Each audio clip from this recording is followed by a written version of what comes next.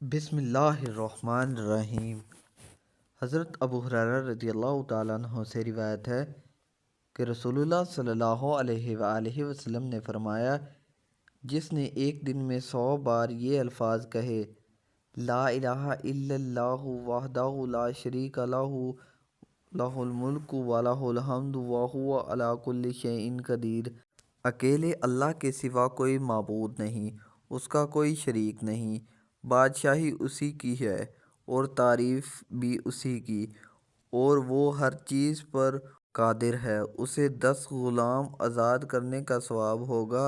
اور اس کے نامہ اعمال میں 100 نیکیاں لکھی جائیں گی، اس کے 100 گناہ مٹا دیے جائیں گے۔ اس کی وجہ سے سارا دن رات تک وہ شیطان سے محفوظ رہے گا،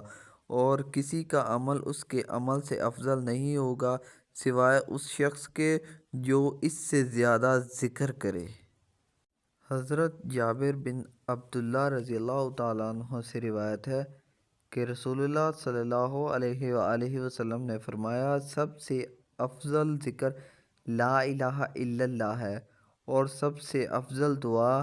الحمدللہ ہے۔ حضرت انس رضی اللہ تعالیٰ عنہ سے روایت ہے کہ رسول اللہ صلی اللہ علیہ وآلہ وسلم نے فرمایا، جب اللہ بندے کو کوئی نعمت دیتا ہے اور بندہ الحمدللہ کہتا ہے تو بندے نے جو شکر ادا کیا وہ ملنے والی نعمت سے بھی زیادہ افضل ہوتا ہے۔ حضرت ابو ہریرہ رضی اللہ تعالیٰ عنہ سے روایت ہے کہ رسول اللہ صلی اللہ علیہ وآلہ وسلم نے فرمایا، 2 کلمات ایسے ہیں جو زبان پر ہلکے ہیں، اعمال کے میزان میں بھاری ہیں، رحمان کو پیارے ہیں، وہ ہیں سبحان اللہ و بحمدہ سبحان اللہ العظیم۔